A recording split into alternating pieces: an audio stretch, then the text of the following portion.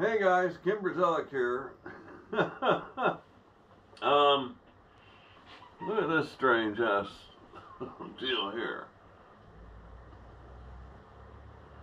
It's to offset my fan a little further from the ceiling if need be. I don't know if you guys saw the video where I got all the heat was going up to the ceiling in my shop here, and I got this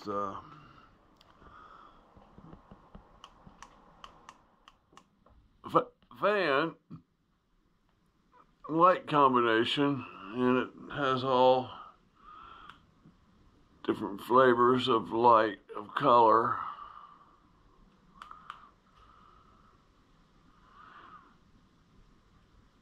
And 4-speed fan. Yeah, so I expect, you know, it's probably made in China. So bringing that heat down to me, and, you know, that's gotta pay for itself. The little bit of energy it's using. So I don't know why my camera shut off with low battery at 31%. But anyway,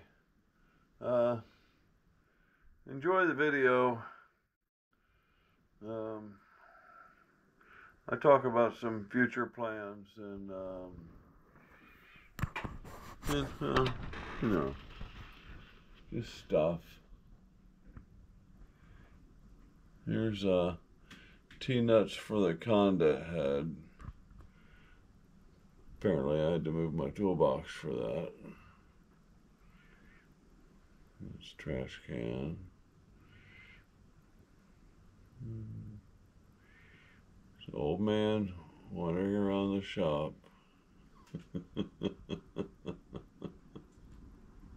Okay guys, enjoy the video. Okay, I have my my little screw jack that I made. I had to take the lock out of it because it just made it a little bit too big, but it's got that supported, device is supported, and let me pick up a shield here and let's turn things on. Let's see if I can get some more light over here.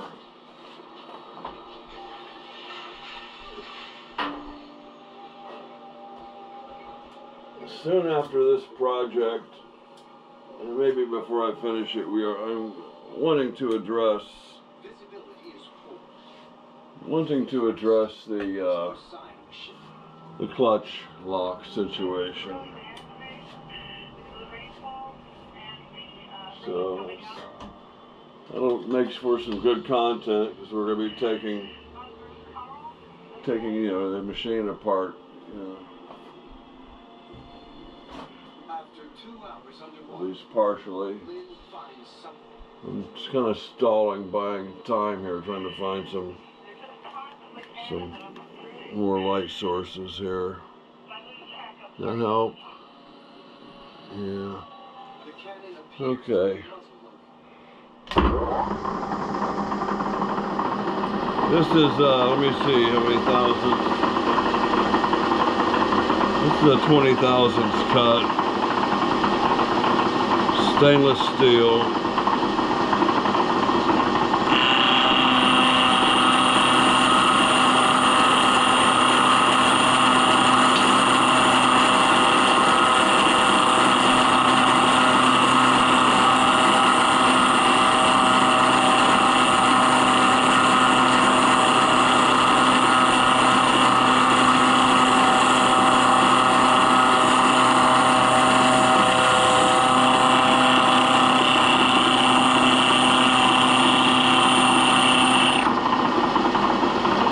I don't think that is very sharp. I'm going to try a different section of the cutter. I think if there's a sharper spot, it might be towards the top. Same feed, same depth.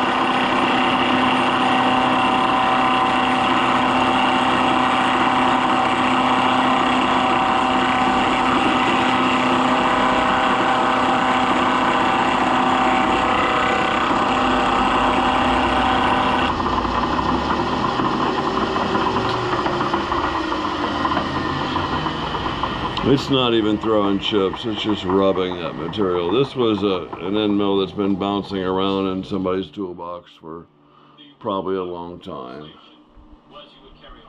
So we're gonna change that tool out.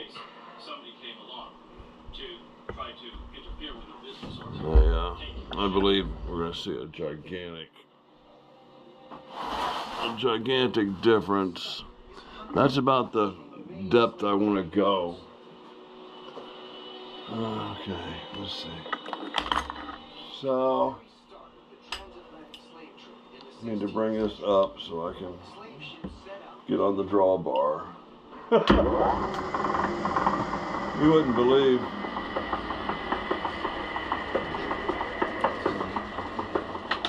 the time I couldn't find the drawbar.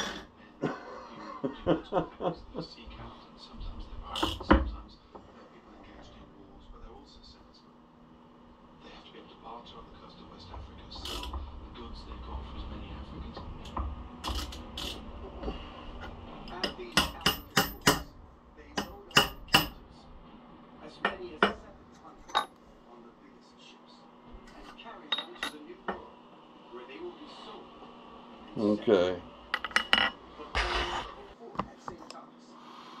Okay, we now have a known sharp roughing tool. So let's find our 0, I guess.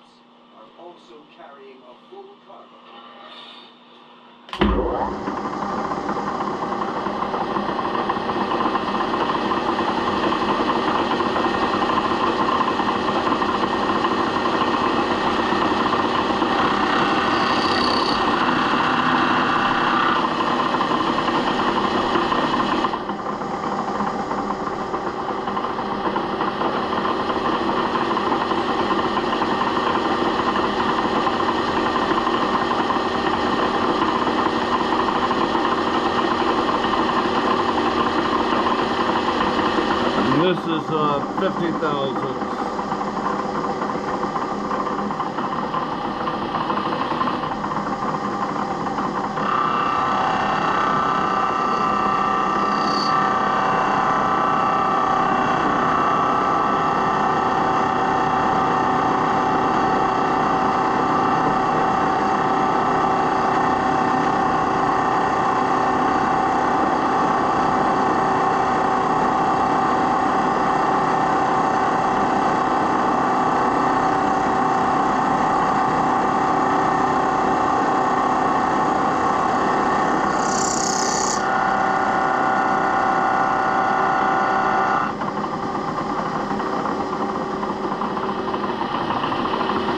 Okay, let's do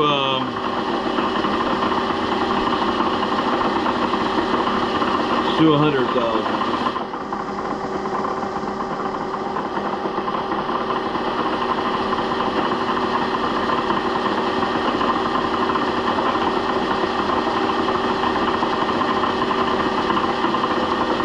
Actually, I'm going to take that back. We're going to do 50,000. That'll be 100,000 total.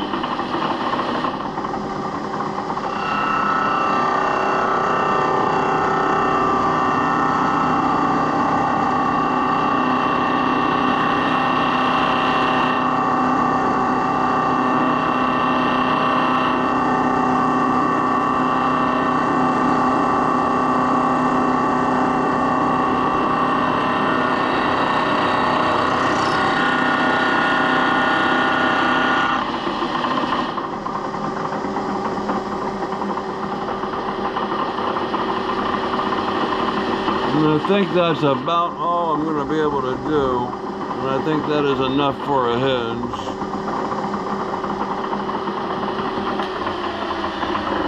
February I'm almost at the limit of the cutter.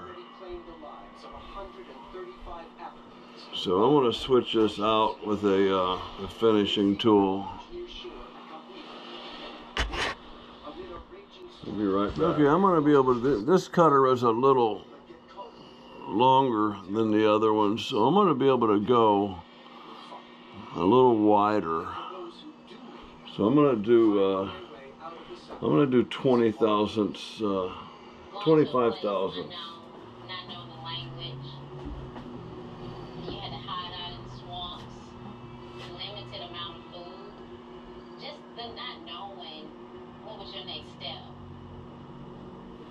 There's 25. And we'll see if how that finish improves. Okay, everything's set. Yeah.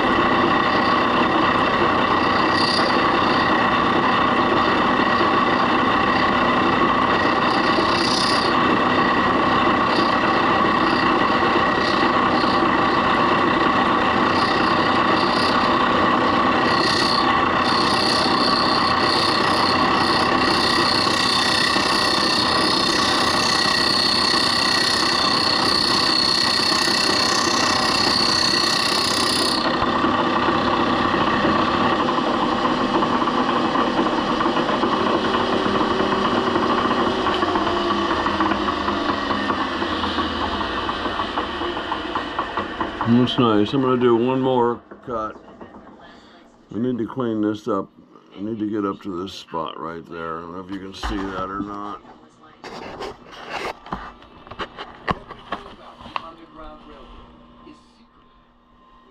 There, you can see that, can't you? Let's get you a picture of you from over here in the line of fire, so to speak. So let's move this about, let's just do 10 thousandths. Their target is named the Hope. She's one of countless lake schooners, the workhorses of the Great Lakes in the mid-19th century. Okay. Rumored to be part of the Underground Railroad, she sinks in October 1858, somewhere between Manitoba and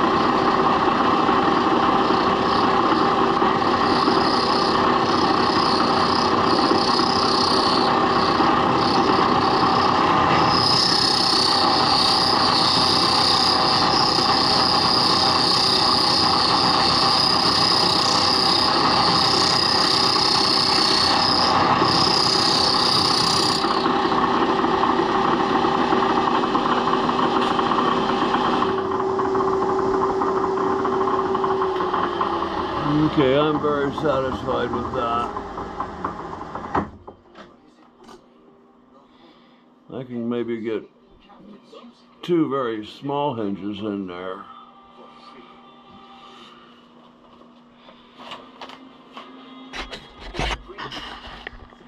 So I was able to use this jack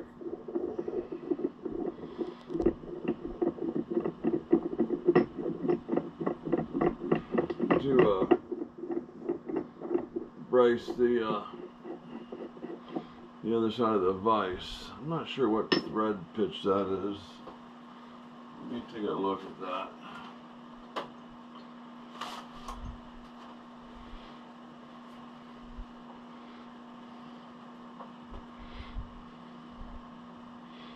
Let's see. Let's see if a 16 matches that. No, it's finer than that.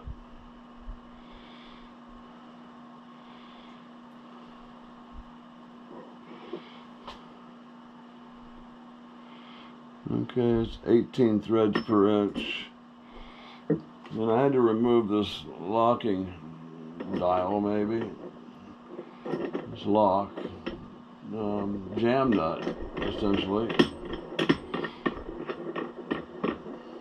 To fit it into that space. Is this thing stainless?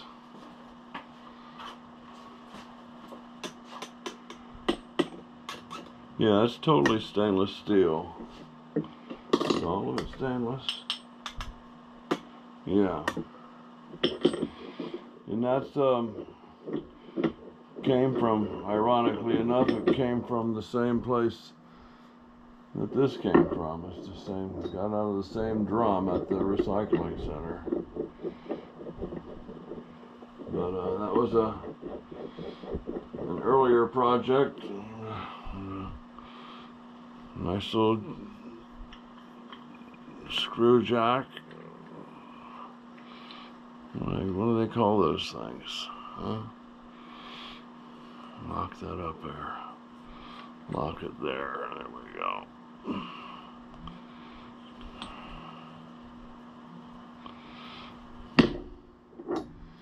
So I still need to knock this off the file here.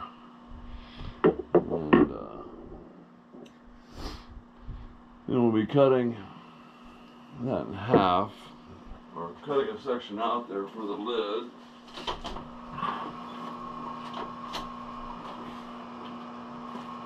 I have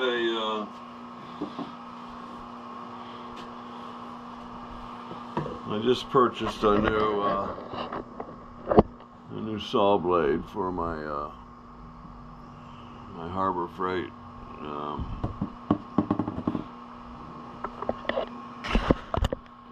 bandsaw, I guess. Let's see if that has a number on it.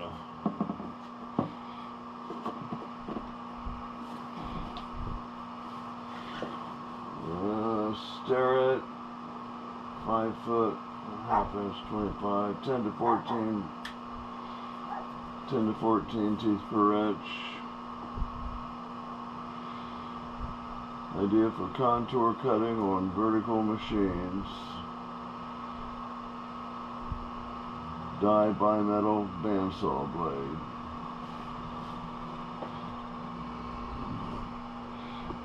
Anybody's interested in scanning that?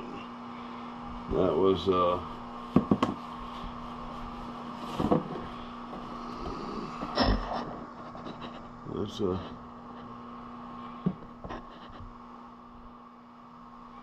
that's an Amazon purchase.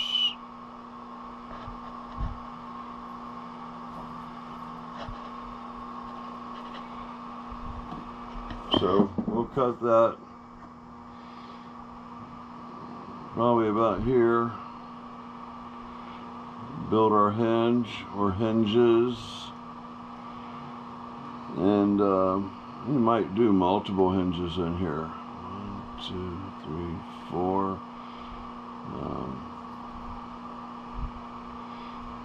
No. So we'll cut it there. We'll hollow out the lid. Need to make our pins.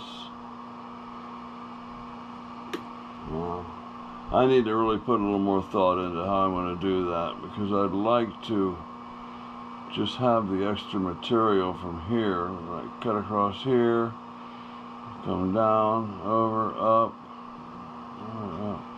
and have my hinge come right out of that face, as well as its counterpart being milled right into the body there. So you're not even seeing what I'm seeing, are you? So I'm kind of thinking, you know, a split line about here, And if it's possible, I'd like to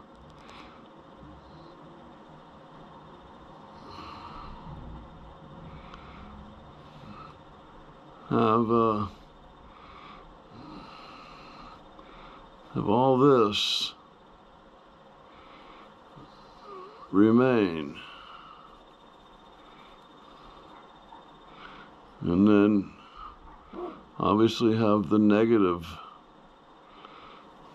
remain as well.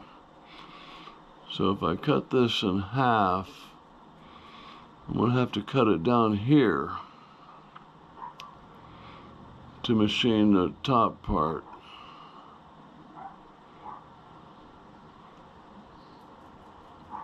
That's the solution. So I need to cut it to the depth of this hinge flange here. That's where my cutoff needs to occur. So let's just say it's right here.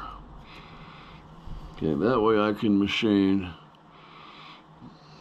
this away, the clear spots away, and be left with my hinge tab. And then I would machine the negative or the female side of that into this body here. And then that would make my hinge opening. Okay, like I said, I really need to think this out because I have no idea. I just kind of came up with that solution, and if I had known that, I may have cut this a little deeper, this flat a little deeper. But then again, I'm thinking it may not be necessary.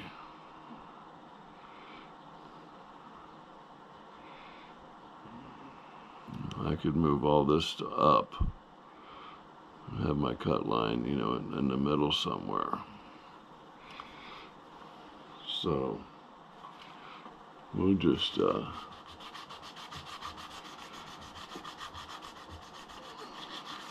erase all that and come up with a plan. Open to suggestions. However,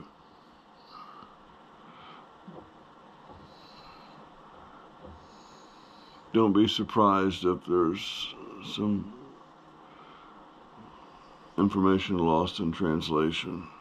So, I'm not the brightest guy. I don't think around corners very well. I'm getting better.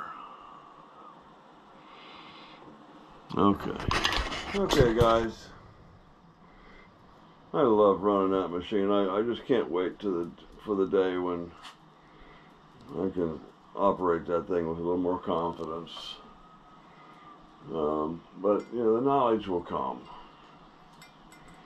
especially with you all, you know, coming in with some comments. But boy, I know it's probably just it's just a mishmash of two machines, and it's probably not that great. And you know, I know my lathe, you know, it's 90 years old, you know, and I'm sure if I had a more modern lathe, it would be, boy, you know, a whole new world to me. DROs, you know, but you know, for now, these are good learning tools, I think. And sometimes you learn more by overcoming the idiosyncrasies of an older machine. I definitely found that to be true with the mini lathe and the Pratt & Whitney as well. Certain concessions need to be made. I do want to get on the clutch gears for low range on the milling head, the Conda milling head, and I believe I can do it all just reaching in the top of the head on top of those pulleys. Um, Another thing that I'm kind of pretty much made my mind up about is I'm going to get one of these Vevor um, power feeds. Now, with this whole situation here, you know, from the end of the table, you know, out to here, I'm not going to get one on here without shortening my lead screw. And I'll shorten my lead screw if I have to, but why can't I hang that thing over here? You know, as long as, you know, I have I think it's a 5/8 shaft they're looking for. I don't see why I can't hang that here, and I would just have to, you know, reach around the backside to, you know, to operate the controls. Forward would be backwards, and backwards would be forward. And for the amount of money involved, you know, $160, $70 maybe, probably less. I think it's an experiment well worth the risk of capital. I mean, you know, I could sell the thing for $100 if it doesn't work out, or I could keep it and cut my lead screw down and make, you know, make it look like, you know, make this end down, you know, machine it to have all the right dimensions. But with that, once you go there, you're not turning back.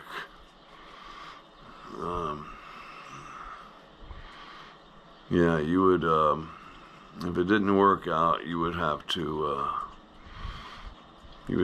cut this off here and move all this stuff down. The beauty of shortening the shaft is you're totally eliminating this whole casting. You know, it'll be sitting on the floor behind the machine. It'll probably be in a recycling pile somewhere. I do want to make available any of the parts to the milling head, the South Bend milling machine head that came off of this machine. You know, there's the 3-phase motor. There's, you know, the quill. Of course, the spindle is shot. Imagine it could be. Imagine if you shortened it, you could probably bring it back to the 30 taper. But it's just so wore out that you'd have to take an inch of length off of it. I don't know that. You'd have to remove some length to recut that 30 taper bore. So, you know, it seems like I'm better at, you know, repairing these little problems with the machines sometimes than I am operating them, but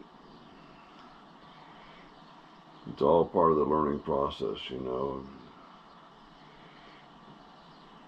If you own an old beater, you better learn how to work on cars, you know. Okay, got a new shop buddy out here. There's Autumn. Autumn is becoming comfortable in the shop now. And there's Gordy over there. And over here under the yellow blanket is Peaches. And under the houndstooth jacket is Paigey. And those are the Chihuahuas. And when they're walking all over my wife's sciatic nerve, she'd rather have them out here than in the house. So, yeah, they're all out here in harmony. Autumn. Hey, Autumn. Hey, Autumn. Oh, hi there. Say hi. Yeah. There goes Gordy. That cat will have nothing to do with my wife. She gets so ticked off when she sees me holding it, and it's laying there relaxed and purring, and as soon as she picks that cat up, it wants down. Okay. Alright guys, this might be it. I'll probably, and then again, I'll probably think of something else that, I'll go run a file on here for 4 seconds and bring it back and show you what I did. So let's see what we covered here. We covered my desire to put a power feed on here rather unconventionally. We talked about fixing the low range gear up in the head of the Conda, and some hinge options. And here comes my 3 o'clock. It's 2 o'clock. Here comes my train.